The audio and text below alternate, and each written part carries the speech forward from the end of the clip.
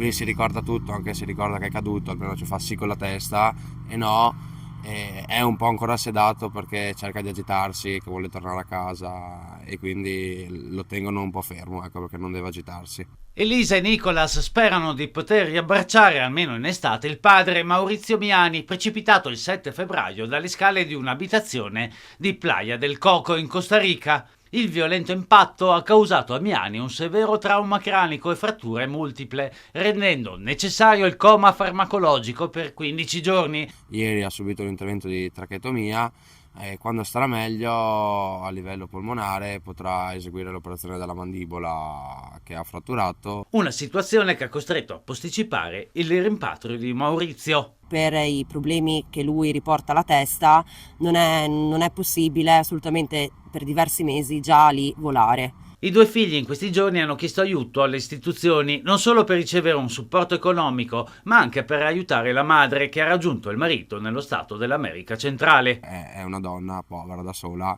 che deve farsi un'ora e mezza di andata e un'ora e mezza di ritorno. A preoccupare però sono soprattutto le spese sanitarie. Anche se lui aveva un'assicurazione, però purtroppo non ricopre tutte le spese che serviranno, e come ho detto prima, più lungo andiamo più sarà alto il costo. Angosciati per le sorti dei due genitori, Nicolas e Elisa hanno quindi contattato lo staff del presidente Federica. Mi chiamano praticamente ogni giorno, mobilitano, però l'unico, sì, nel senso, supporto che posso darmi è nell'ambito sanitario.